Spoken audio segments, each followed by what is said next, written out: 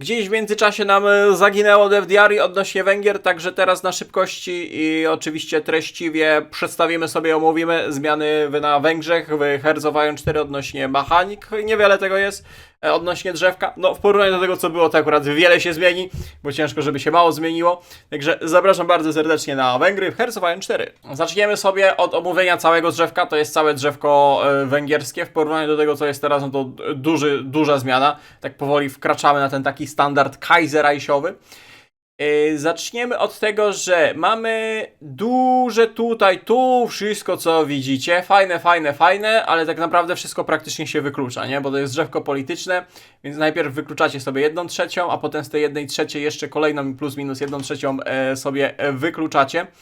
Tu ta część to będą drzewka monarchistyczne pod Habsburgów, będzie 2 Habsburgów do wyborów oraz 3 innych królów, z tym między innymi, że na przykład Horthy będzie mógł ogłosić się królem i stworzyć nową dynastię, więc będzie 5 króli do wyboru.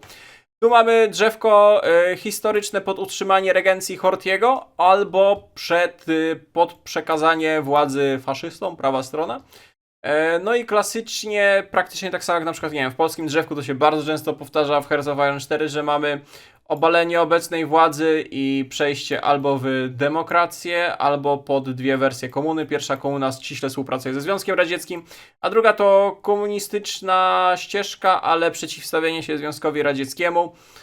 No taki czysty klasyczek, taki czysty klasyk. Polska w sumie jest podobnie zrobiona, dużo krajów Hearts of Iron jest podobnie robionych, czy na podstawce, czy na modyfikacjach.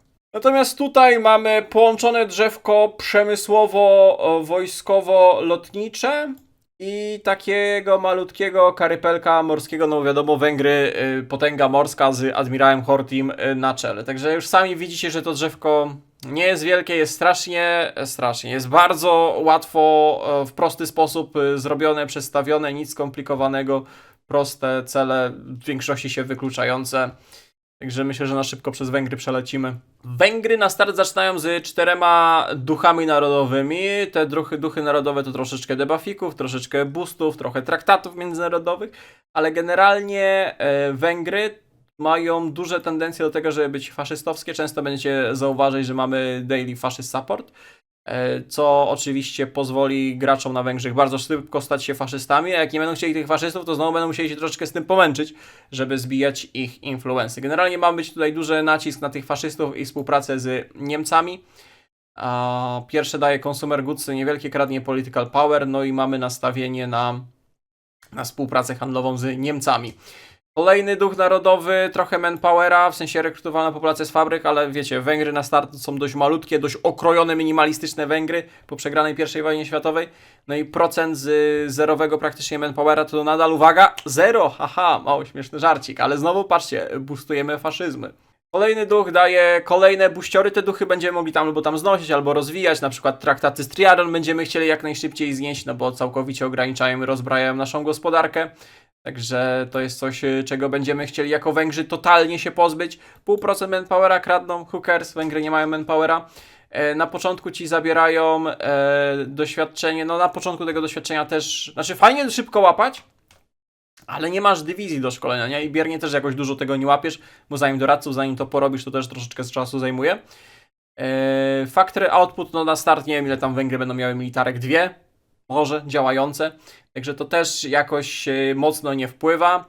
Ważne, że nie obniża wam political power. Jedną z najważniejszych rzeczy zawsze jak gracie w Hojcu na start to jest political power, żeby łapać na początek, bo te inne rzeczy dopiero z czasem się kumulują, a political power już na start jest zawsze potrzebne.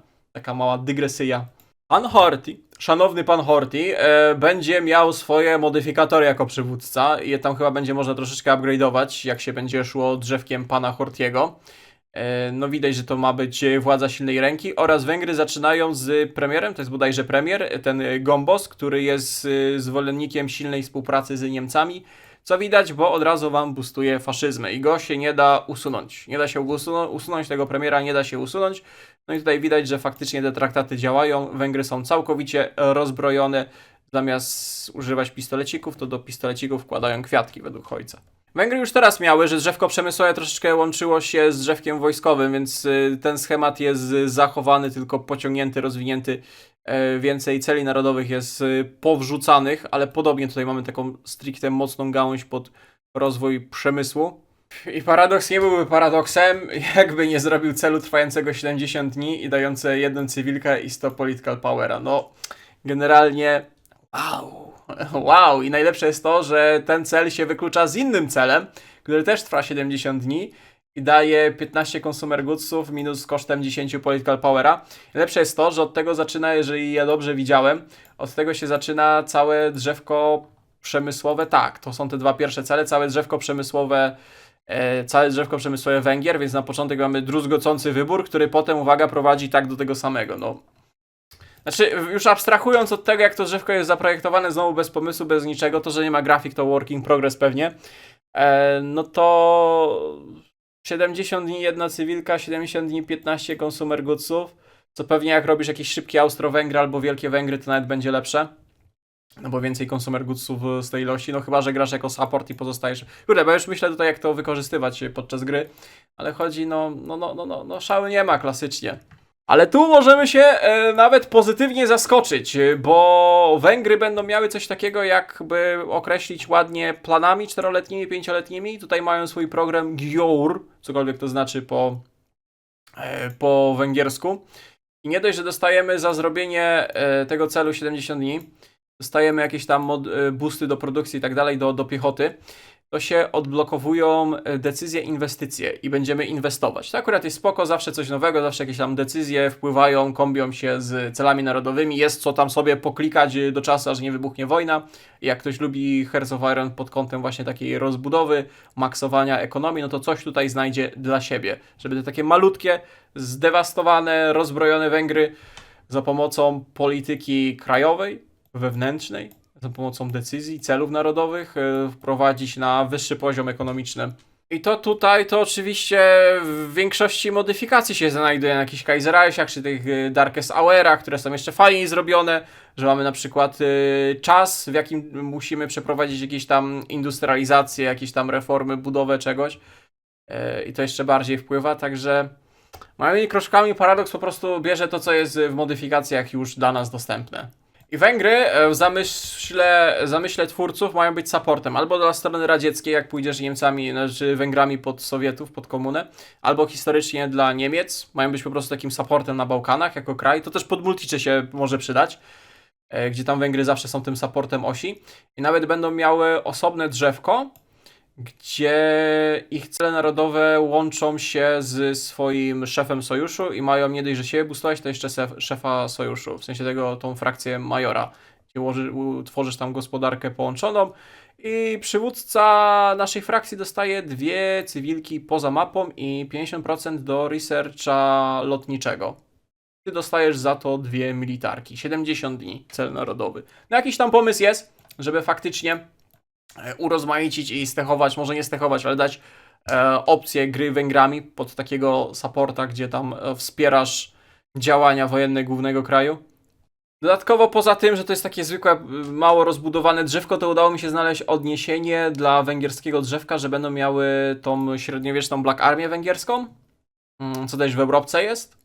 Więcej drzewka tego przemysłowo-wojskowego opisanego nie mamy, no bo pewnie raczej większego szału nie będzie, ale zauważyłem z ciekawostek jeszcze, że tutaj mamy odniesienie do węgierskiej Black Army, co nawet w Europce jest zaznaczone, także może coś ciekawego, fajnego tutaj będzie z duchów narodowych. Natomiast drzewka polityczne zaczynamy od omawiania drzewka de facto historycznego pod pana Horthyego, który będzie kontynuował swoją regencję dla w sumie Królestwa Węgier, więc króla nie będziemy wybierać.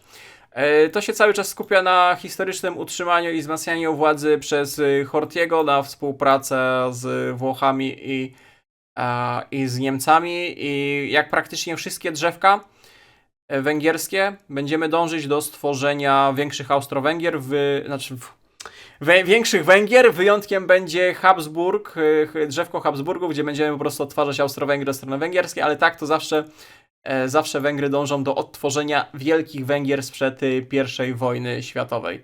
Kilka pokazanych celi narodowych z drzewka Horthyego. Pozbywamy się skrajnych partii, więc i komuniści, i faszyści są zbijani. Wzmacniamy władzę pana Horthyego, dostajemy jakiegoś doradcę. Political Power plus 10, stabilka plus 5. dzienne wsparcie dla niezrzeszonych. Pan Horthy będzie niezrzeszonym, a nie faszystą, tak jak jest teraz. Faszyści będą po prostu faszystami, a Horthy będzie niezrzeszony. Z tych czterech partii wyhercofałem 4. Ciekawe swoją drogą, czy kiedyś Paradox zrezygnuje z 4 partii i doda więcej, jak jest na przykład na Kaiserreichu, czy na większości już modów, no ale spoko. Tu rozbudowujemy chyba Ducha Narodowego, którego już mieliśmy, albo dodajemy nowego, ale Research Speed. Oraz możemy ogłosić większe Węgry, które po prostu będą finałowym etapem naszych tych podbojów na Bałkanach. O, i tu są te wielkie, pulchniutkie, pomarańczowe Węgry. Wielkie Węgry. Mokry sen pana Orbana. Proszę bardzo. Od przedmieść Wiednia, po przedmieścia Belgradu, po górskie Transylwanie, tutaj cyk, Słowacja, polsko-węgierska granica, rozebrana Czechosłowacja. No patrzcie, jakie ładne takie ponczusiowe Węgry, takie pulchniutkie. Jak na początku mówiłem, że tymi Węgrami będzie bardzo łatwo iść w faszyzmy, to faktycznie będzie bardzo łatwo iść w faszyzmy, bo oni tam mają jakieś nawet paramilitarne oddziały faszystowskie,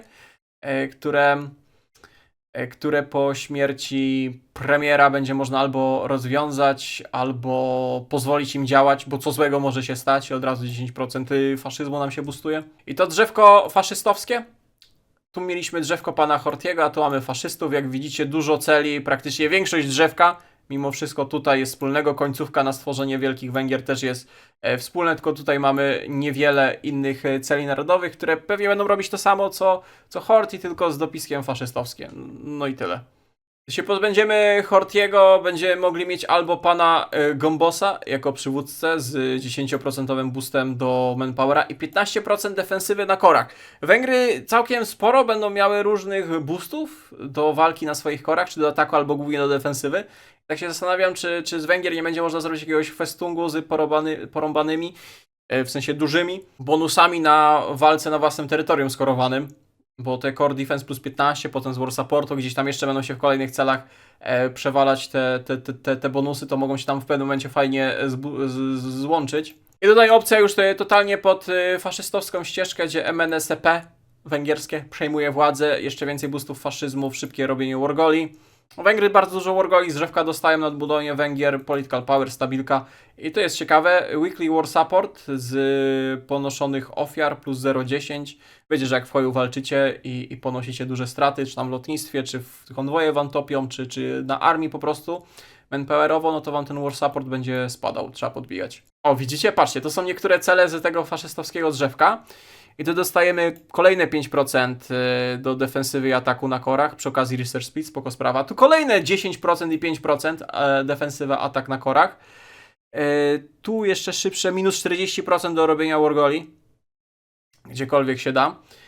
I możemy zażądać od Czechosłowacji Zakarpacia, tam po słowackiej stronie, jeżeli chodzi o Węgry. I tu jest to, co chyba mówiłem przy pierwszym Dev Diary, że Paradox dodaje, od czego, wprost napisane jest w drzewku przy robieniu celu narodowego, od czego zależy, że dany kraj ma się zgodzić. Kiedyś faktycznie trzeba było po pliczkach Hojca latać, szukać modyfikatorów, a teraz ci ładnie pokazują, że armia, dywizja na granicy, dobre relacje, pakty o nieagresji, co wpłynie na to, że bot się zgodzi na proponowane warunki.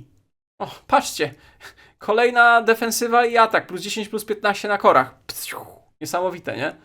No, a tutaj jest coś ciekawego, trochę poszaleli, bo Węgry niby, że pochodzą z ludów ugrofińskich, które są połączone z ludami tureckimi, więc tym samym sposobem Węgry dostają claimy na wszystko, co jest ugrofińskie i tureckie, turkmeńskie, czyli tam Finlandię, ale też Turcję, Kazachstany, Turkmenistany, proszę bardzo, 160 state'ów zostaje sklejmowane przez węgierski imperializm. Ja tym samym sposobem chciałbym claimy kory dla Polszy na cały świat, bo jak wiadomo, wszyscy ludzie pochodzą od Adama i Ewy, a Adam i Ewa to takie polskie imiona, nieprawdaż? Czyli wszyscy pochodzą od Polaków, czyli wszędzie byli Polacy, jakby nie patrzeć, czyli należą nam się kory na cały świat. Tak. Drzewko monarchistyczne. Drzewko monarchistyczne, tu mamy pana Ottona Habsburga, tego samego, którego możemy wykraść Austriakom. Tu mamy lokalnego, historycznego, starego Habsburga, który był na Węgrzech. Tu jest pan Horthy, który może przejąć władzę.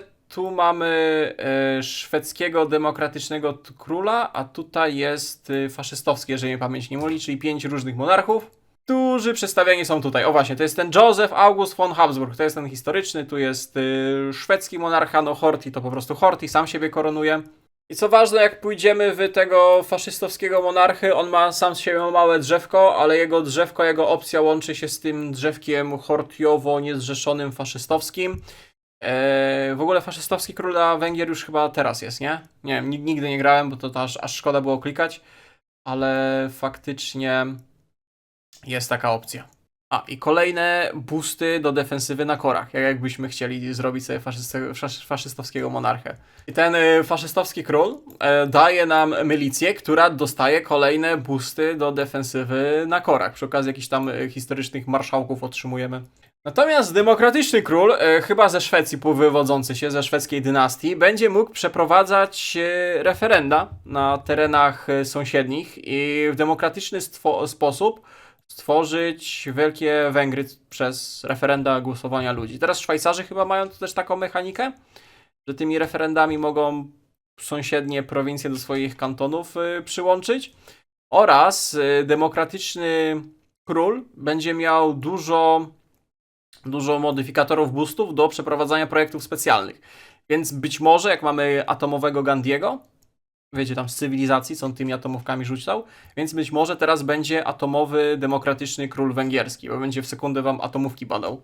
No i trzecia opcja, że pan Horthy, admirał Horthy zakłada własną dynastię, jego drzewko częściowo łączy się tam z tym demokratycznym królem, a częściowo z tym lokalnym Habsburgiem. No ale koniec końców, tak czy siak dąży do stworzenia Wielkich Węgier.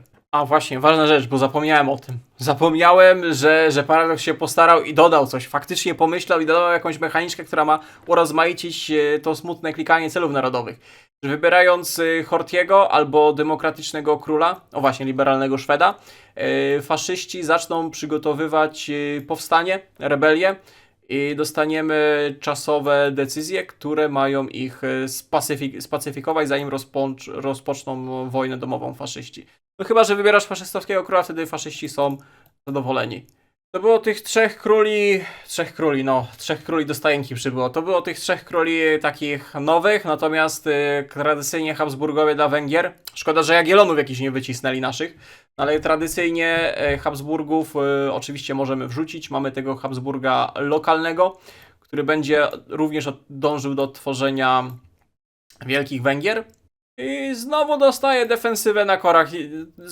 Zaczynam się coraz bardziej zastanawiać, o co chodzi, że Węgry mają tyle defensywy na korach nam wrzuconej. Czy oni są przygotowani na jakiś ostateczny endzi? Co to ma być? No dobra, w przypadku tego Habsburga, więc faktycznie ta defensywa na korach może być przydatna, bo on może zrobić coś na zasadzie The Apostolic Kingdom, które daje całkiem sensowne boosty, na przykład non-combat power plus 5% z nieskorowanych prowincji. Takie Indie, Chiny albo Afryka Zachodnia 5% z nieskorowanych, to nawet całkiem fajne wartości będzie można wykręcić dla takich malutkich Węgier. Oraz kolejne 10 defa i ataku ogólnie dla dywizji. Z tym, że tu robisz na zasadzie jakiejś koalicji całego świata. Psujesz sobie relacje de facto ze wszystkimi krajami. Dostajesz claimy na bardzo dużo regionów. I wszystkie majory dostają na ciebie Wargola. Także ten tradycyjny, historyczny król węgierski z Habsburgów to będzie pod jakieś spaczone Totalkriegi, mi się wydaje, przygotowany. Dla odróżnienia będzie oczywiście Otto von Habsburg, historyczny, prawilny austro-węgierski monarcha, który jako jedyny chyba z tego węgierskiego koglomegla drzewkowego będzie dążył do odtworzenia Austro-Węgier i będzie miał dostęp do tego austro-węgierskiego drzewka dodatkowego, co widzieliśmy przy Devdiari austriackim. Warto zaznaczyć, że pan Otto będzie mógł zrobić w jednej z opcji sojusz Habsburgów i z tego, co się doszukaliśmy, jak na streamie analizowaliśmy, to będzie można rozsiewać Habsburgów po różnych tronach krajach europejskich, w Meksyku, Hiszpanii, w Polsce. Ukrainę jakąś będzie można wyzwolić, oczywiście pod Habsburgów, trochę mi się Kaiserreichowo przypomina, gdzie Habsburgowie mogą przejąć Ukrainę. I będziesz mógł stworzyć taki habsburski sojusz, tak. A przy okazji cały czas robisz Wielkie Węgry i Austro-Węgry. Tutaj mamy fajny cel, Reclaim the Holy City. Ja na początku myślałem, że tu chodzi, aby Austro-Węgrami pod pana Ottona Habsburga, cesarza historycznego, narzucić zwierzchnictwo nad Włochami, bo to się wywodzi z drzewka węgierskiego. I jakoś, nie wiem, tam dogadać się z papieżem, skorować papieża, nie wiem, dostać busty za pobłogosławienie cesarza nowego HR, HTW od pana papieża, ale nie, tu chodzi o zyskanie Jerozolimy, dosłownie, jako Austro-Węgry. Bo wiecie, bo Habsburgowie niby tytułowali się królami Jerozolimy, dlatego paradoks w całej swojej wspaniałości dał, że jako Węgry, przechodzące w Austro-Węgry, dostaniecie Palestynę. I ja nie żartowałem. Reclaim the Holy City i robicie event do Wielkiej Brytanii. Jeżeli zaakceptują, to kontrolujecie Palestynę. Przy okazji możecie supportować powstanie na Ukrainie. Dostajecie 3 dywizje jakichś tam batalionów ukraińskich z jakimś marszałkiem ukraińskim. W Albanii możecie dynastię jakąś pseudo-habsburską załadować. Wejdiści, nie wiem kto to jest, ale to ma być nawiązanie do tego habsburskiego sojuszu. We Włoszech no to pewnie się upominacie o północną Italię, gdzie tworzycie client state'y, papety. Coś jak na Kaiserreichu można zrobić takie rozdrobnione Włochy, gdzieś tam macie tą Lombardię, Wenecję, Toskanię, Parmę, Modenę, to wszystko tu jakoś, może w mniejszym stopniu i bez drzewek dla tych krajów, bo to nie Kaiserreich, ale też będzie można powyzwalać. I jak w Europce trzeba przeklikać wszystkie reformy, tak tutaj na końcu Austro-Węgry pod Habsburgów będziesz robił Renovatio Imperii. Tylko, że nie Renovatio Imperii Here, a Renovatio Austro-Węgier. Tak. I będziecie się nazywać Austro-Węgry. Tak. I będzie można integrować imperialne subjekty i korować dawne ziemie Habsburgów. O, taki trochę europkowy vibik. Ale jak chcecie iść nietuzinkowy sposób dla Węgier, czyli żadnych admirałów Hortych, żadnych faszystów, żadnych królów wam się nie będzie chciało na tron węgierski ładować, no to macie możliwość przejścia przez wojnę domową, która da wam albo ścieżkę demokratyczną, taką demokratyczną, komunę jako support Sowietów, albo komunę jako zniszczenie Sowietów. Waszym celem głównym jako ta trzecia opcja komunistyczna będzie zniszczenie komunistycznej Rosji, tak. A w tej opcji dostajecie gulasz węgierski. Gulasz węgierski. Będzie gulaszyk węgierski. Te 3 opcje demokratyczno-komunistyczne prowadzą nas do wyboru jednego z 5 przywódców, w zależności w co pójdziemy. I ten najbardziej demokratyczny, ten tutaj, wygląda jakby był najbardziej zmęczony życiem w tej demokratycznych Węgrzech. Być może dlatego, że opcja węgierskiego gulasza jest tylko zarezerwowana dla komunistów. I tak jak Austriakami, jak idziemy w demokrację, robimy Federację Dunajską, także tutaj Węgrami demokratycznymi również robimy Federację Dunajską i dostajemy to połączone austro-węgierskie drzewko, także spoko. Dostajemy, tak patrzę, busty na większe kraje, defensywa na większe kraje, więc pewnie będzie się kombić z defensywą na własnych korach.